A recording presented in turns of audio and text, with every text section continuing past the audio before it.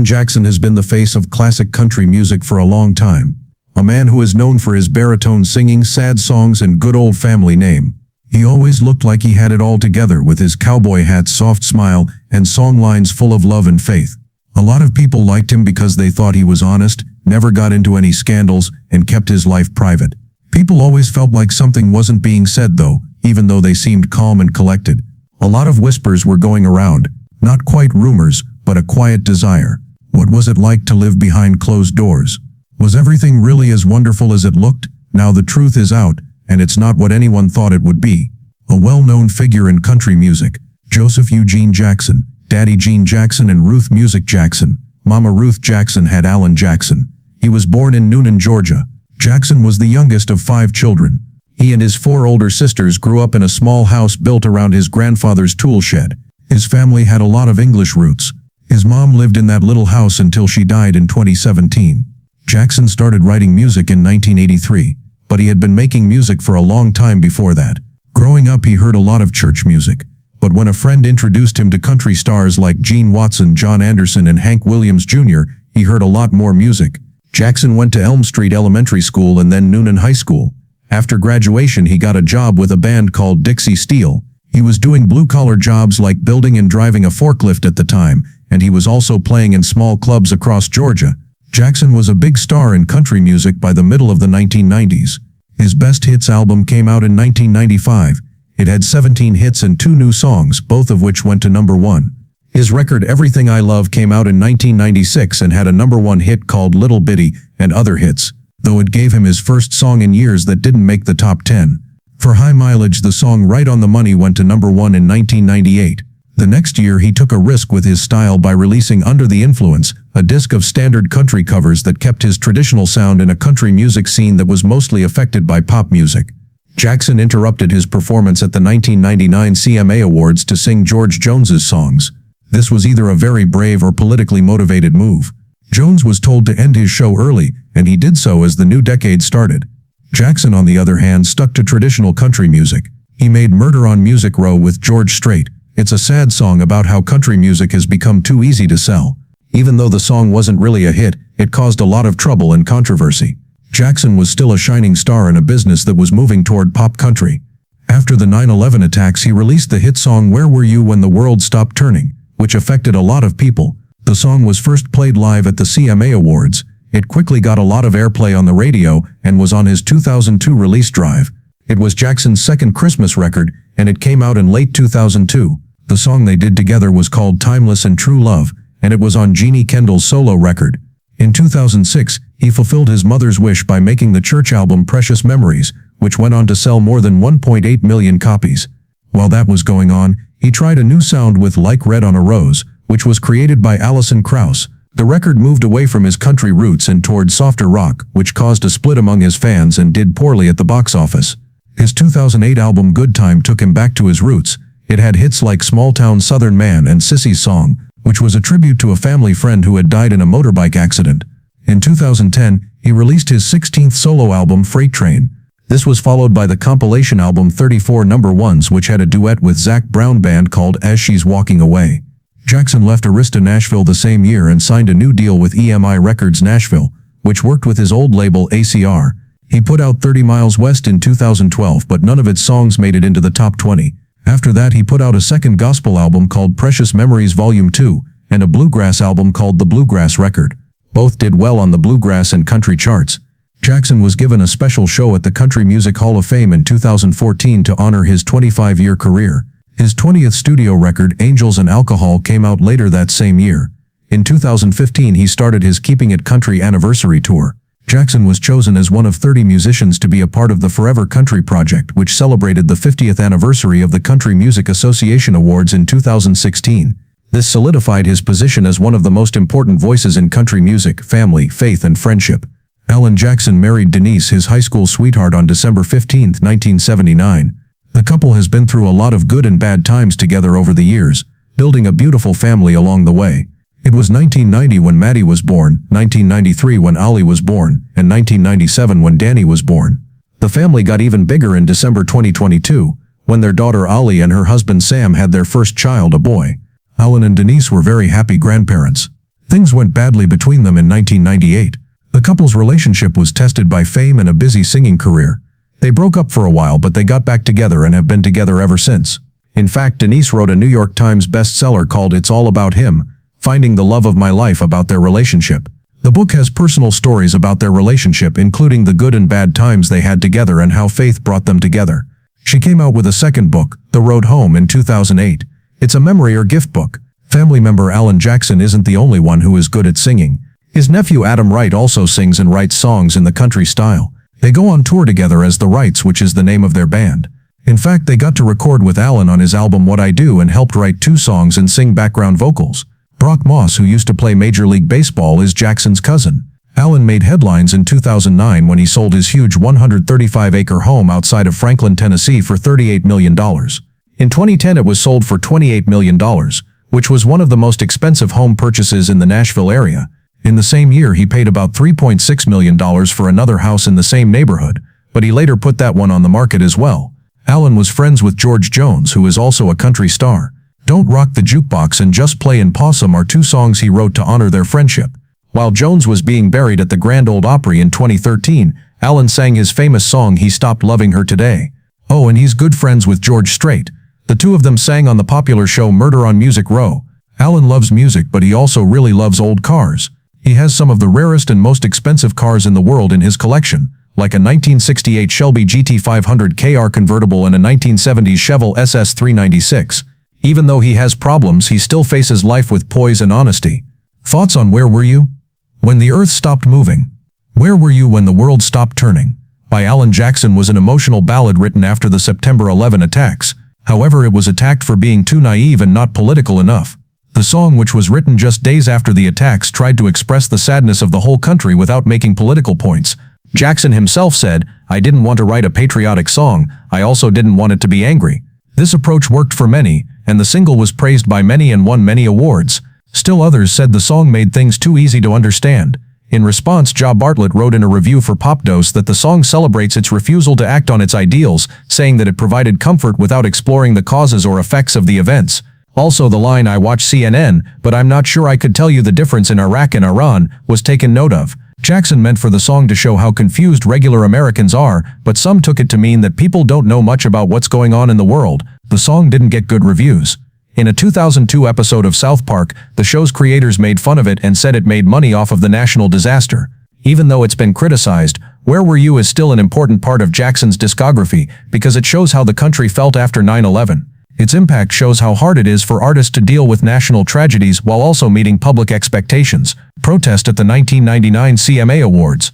Country music fans really got angry when Alan Jackson said something dramatic at the 1999 Country Music Association CMA Awards. The trouble started when the legendary country music artist George Jones was asked to sing his song Choices during the award show. The CMA asked Jones to sing a shortened version of the song, which upset him, so he turned down the invitation. Alan Jackson was about to play his own single Papa Top when he got up on stage during his set. He motioned for his band to change songs and started singing the Choices chorus in honor of Joan.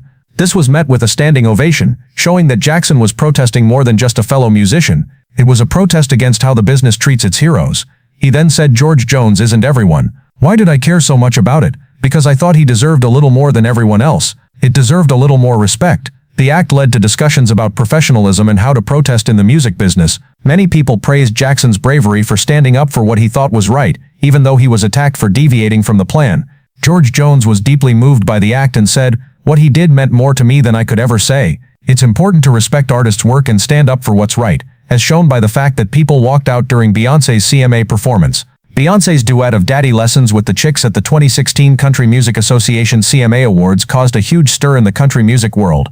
Some people liked the collaboration, but others thought it moved away from traditional country music. It was said that Alan Jackson, who is a vocal supporter of traditional country music, got up during the performance, which many saw as a silent protest. A manager from Nashville said, "I was sitting behind Alan Jackson, and he actually got up from the front row and walked out during the show. So I think that says a lot about the traditional true country acts." Some saw Beyoncé's appearance as an attempt by the CMA to get more people to watch, but traditionalists thought that the award show should only be for country artists.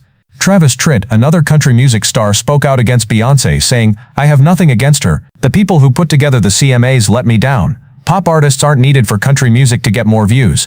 People also didn't like the show because of bigger issues like race and how to define the genre. Some people in the crowd are said to have made racist comments during the performance, which shows that there were still problems with being open to everyone in the country music culture. Few artists or fans were against the performance, even though it caused some debate. They saw it as a step toward making the genre more diverse. The event showed how hard it is to keep country music's traditional values while also accepting a bigger and more changing music scene. Charges of genre purism. George Strait and Alan Jackson sang Murder on Music Row at the Country Music Association Awards show in 1999, a song that spoke out against the growing pop trends in country music. The words complained about how traditional country sounds like steel guitars and fiddles were being replaced by rock-era production and the desire to make money. A country music song about a murder struck a chord with many fans who thought the genre was moving away from its roots. Even though it wasn't released as a single, the performance got a lot of attention and caused a stir in the country music community. Some people liked that the artists were standing up for traditional country music, while others saw it as a criticism of how the industry's sound was changing. When the song won the CMA Song of the Year award in 2001, it showed how important it was and sparked a discussion about the future of country music. Murder on Music Row has been a rallying cry for people who want to hear more classic country music for a long time. Its message is still current because it shows how hard it is for artists in this genre to make a living while also staying true to their art. The record is still an important part of country music history because it shows how the industry has been tense and how important it is to keep its unique qualities. It's All Right to Be a Redneck, a review. When Alan Jackson's It's All Right to Be a Redneck came out in 2001, it caused a lot of debate. Even though the song was supposed to celebrate rural American pride and identity, some critics and listeners thought it reinforced stereotypes and didn't take into account the bigger culture picture. Some saw the song's words, which included lines like "It's all right to be a redneck," as enshrining a narrow and stereotypical view of life in the country. Some people didn't like how the song showed redneck culture because they thought it might turn off people from different backgrounds and be a way of ignoring the subtleties of country life. Also, the song came out right after the September 11 attacks, which made some people wonder if it was a good idea to release such a happy song during a time of national grief. Even though it got bad reviews, It's All Right to Be a Redneck did well in the charts and reached number 53 on the Billboard Hot Country Songs list. Many people liked the song's catchy tune and simple words, and they liked how it promoted rural culture. Still, the song controversy started long-lasting conversations in country music about what it means to be real, how to reflect others, and how to find the right balance between tradition and modernization. Even though It's All Right to Be a Redneck was a big hit, it also caused a lot of discussion about how rural culture is shown in country music and how songs can reinforce stereotypes. The story brought to light the problem artists face when they have to balance cultural sensitivity with being true to themselves. There is debate about I Still Like Bologna. Fans and reviewers had mixed feelings about Alan Jackson's 2009 album I Still Like Bologna. Some people liked how it harkened back to simpler times, but others thought it was confusing and used old metaphors. In the song, Jackson makes fun of modern conveniences like plasma TVs and cell phones, but he also says that he still loves a simple Bologna lunch on white bread. He said the song was meant to show how important it is to enjoy both new technology and simple pleasures. It seemed like the best way to say that I'm aware of all the new technology and can use some of it. Jones said, but every once in a while I still like that Bologna on white bread. Even though the song was meant to have a message, it was called simple and stubbornly anti-modern. Jonathan Keefe of Slant Magazine said that the song throws out any serious efforts at reflection by just repeating long lists of things that everyone can relate to. Dan Millican of Country Universe said it was pretty embarrassing for an artist of Jackson's caliber to put out. The song's success on the charts, which peaked at number 32 on the Billboard Hot Country Songs chart, showed how mixed the reactions were. Jackson's first song since 2000 that didn't make it into the top 20. I Still Like How Bologna tried to celebrate how modern life and old-fashioned values can live together, but its application led to criticisms of how well it worked and how relevant it was in a musical world that was changing quickly. Why Alan Jackson wears his hat all the time. Alan Jackson's white cowboy hat is more than just a style choice, it's a part of a story that goes back to when he was a teenager. He is known all over the world as the tall country star with the big voice, the guitar in tow, and the white cowboy hat. But not many people know that he started wearing the hat to hide something. When Alan was a teenager, he was in an accident that actually left a mark that will never go away. He ran through a glass door and got a scar on his forehead that is easy to see. He was self-conscious about how it looked, like most teens. Instead of always making excuses for the scar or trying to hide it with makeup or bandages, he did something much more Alan Jackson. He put on a cowboy hat and didn't look back again. What began as a way to hide a scar turned into his signature look over time. The hat had slowly become a part of him. It's so important to him that it's hard to picture him without it. It's possible that even his fans would miss something if he didn't wear that famous hat. There's more to the story though. Have you ever seen his long hair sticking out from under the hat? That wasn't even a fashion moment. It was because he was always on the road playing. Jackson was traveling from city to city and didn't have much time for haircuts. He had long hair because he liked the way it made him look more country and laid back.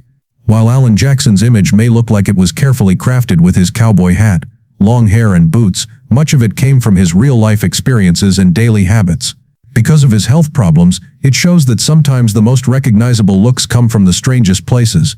Alan Jackson is a country music legend who has been known for a long time for his honest personality, sad songs and cowboy hats. But in 2021 he told her something very private. For more than 10 years he had been facing Schum-Marie tooth disease, also known as CMT, a nerve disease that runs in his family. Alan said in an open interview on The Today Show, "I have this neuropathy and neurological disease. It's genetic, I got it from my dad. It's been bothering me for years, and it's becoming more and more clear that CMT affects the nervous system, which makes muscles weak, makes it hard to walk, and makes it easy to lose your balance. It doesn't shorten life, but it can make daily tasks like standing, walking, and even holding a microphone very difficult." Alan said it wasn't easy for him to talk about this in public. "I've been hesitant to talk about this with my fans," he said, but he felt it was time, especially since his fans were starting to notice changes in his stage act. "Now I'm having a little trouble balancing even in front of the microphone." Even though he was sick, Alan said he didn't want to end any of his tours. He told us that he gets inspiration from traditional country greats like George Jones and Merle Haggard, who played as long as they could. "I'll try to do as much as I can," Alan said, encouraging fans to see him in concert while they still can. Alan has also relied on his wife Denise for support. They've been married since 1979, and she's been there for him through everything, even writing a book about their relationship. "When I'm down, he picks me up. When he's down, I try to pick him up," she told Today. Alan gave his fans a loving update in 2024 by saying, "I think it's just about time to start thinking about hanging it up full time. It's getting worse, and it makes me more uncomfortable on stage," but his love for music and his fans has kept him going.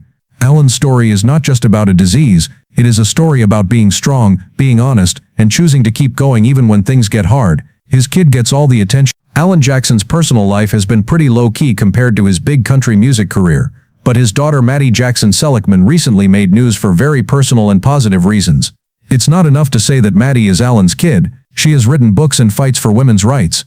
Nashville, a social platform for supporting and empowering women, was made by her.